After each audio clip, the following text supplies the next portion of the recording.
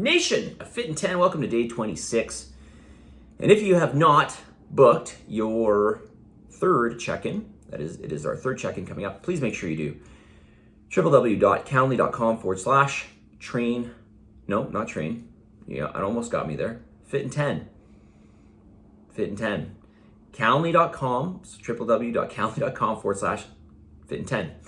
All right, yesterday we talked about the merits or the importance of dietary protein, which goes far beyond just building muscle. And just to quickly recap on this, on what we went through yesterday. Number one, it is building blocks for all major tissues of the body. Number two, it has the highest thermic effect. That means it takes a lot of energy to digest it. Okay, so isn't it nice to know that you can eat something that actually requires a lot of calories to digest? Protein is one of those things. Or is the thing. Well, that and fiber. Number three, necessary for your muscular recovery and muscular maintenance in particular. Number four, highly satiating. It is the most satiating macronutrient, along with, yes, guess, fiber as well. So it's going to make you feel full. This is super important when you're dieting, right? Dieting is easier when you feel fuller. All right, number five, it helps to regulate blood sugar levels. It helps to prevent these ups and downs in blood sugar levels, which is a great thing because this is going to help you to feel more energetic. You're not going to have these highs and lows. This is also going to help with your mood. And this is also going to help with your health, because if you can get a more consistent level of a moderate, if you can get more consistent levels of moderate sugar,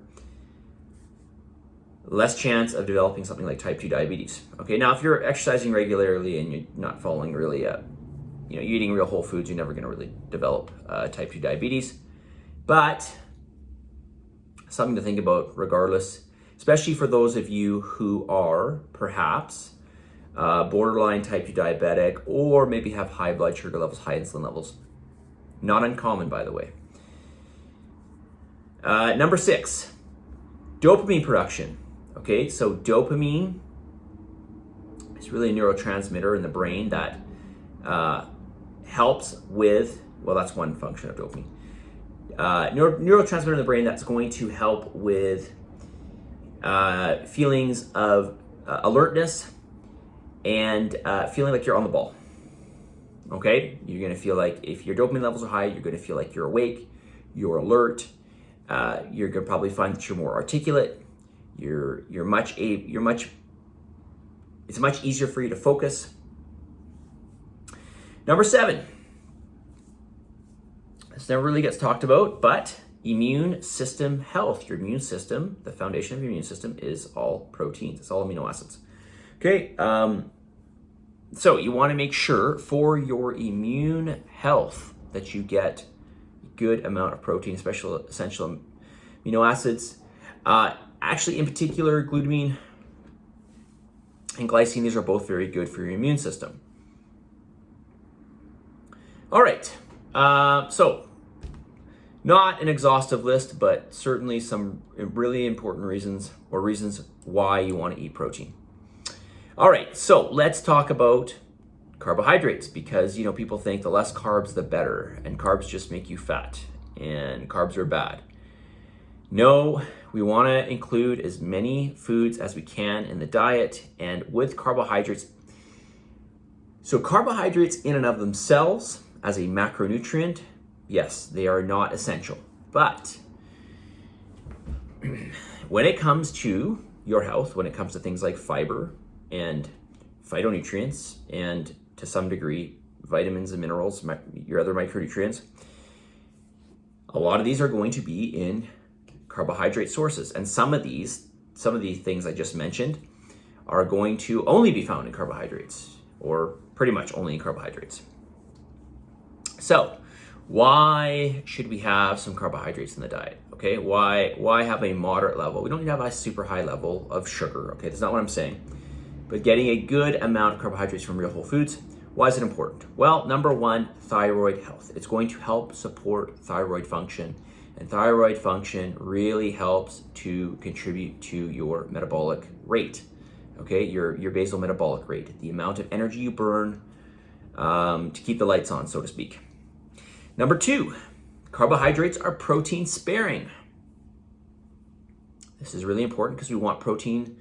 Protein is expensive, and we don't really particularly, a lot of us don't. Well, I do, and I'm sure there are some people in the challenge that do, but a lot of people don't really enjoy eating protein as much as they do eating carbohydrates and fats.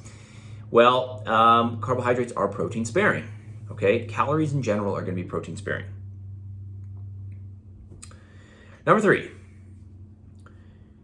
they are the most calorie sparse food, okay? Generally speaking, they are the most voluminous. Typically, they are going to contain the most amount of non-calorie space, we could just call it, okay? Lots of water, essentially. All right, I guess you could argue that meat is the same way. Meat is mainly water. But when it comes to lots of foods, especially vegetables, these are really, really calorie sparse. Okay, and not only calorie sparse, a lot of fiber too, generally speaking. So, something that's really, really important when we're dieting, right? We want volume of food, and we don't want a lot of calories. Number four, variety. Okay, among carbohydrates, there is so much variety, right? We've got fruits, vegetables, and starches, and then within each of those, we've got such a variety and such really great foods, especially fruits. Okay, I don't think anybody doesn't like fruit in general, and we've got such a huge variety. Anything from like low carbohydrate fruits like berries to more carbohydrate dense foods like bananas to high fat carbohydrate foods, which are rare, like avocados. Okay, I don't want to say high fat, let's just say fat dense, and fiber dense too, by the way. Okay, so a lot of variety when it comes to carbohydrates. When we speak about starches, we've got some great breads out there. Breads are fine to have when you're dieting. We've got obviously something we can just pull from the ground, like a potato or a yam, right? We got our tubers. And we've got other sort of processed starches. We've got oatmeals, and we've got quinoa, and we've got rice. We've got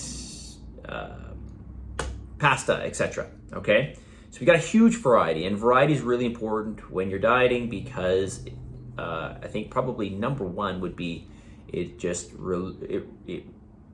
removes the monotony, right? So, and also with variety, we get a different spectrum of nutrients every day. So, something to think about. All right, I'll go through more reasons why dietary carbohydrates are important to consume. I was going to get to some questions here, but I'm at 8:30. So let's get to the message of the day. On this day 26. And I'm just going to remind you that don't call it a dream. Don't call it a dream. Call it a what? Call the plan. Don't call the dream, call the plan.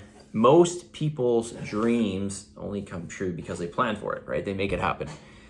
So don't simply call the dream, schedule it and then act on that schedule.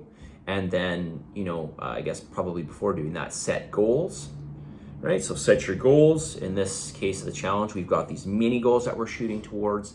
And then within that, we've got a plan, right? We've got a certain structure, and hopefully you are adding more structure by, for example, putting in when you're going to work out in advance, putting in when you do your cardios in advance, when you're going to pre-plan your food. All of this will help make that dream become a reality, right? And it's all about planning. Don't call it a dream, call it a plan. Positive energy, positive vibes, believe in yourself, and for the love of God, give some gratitude. I'll talk to you all tomorrow.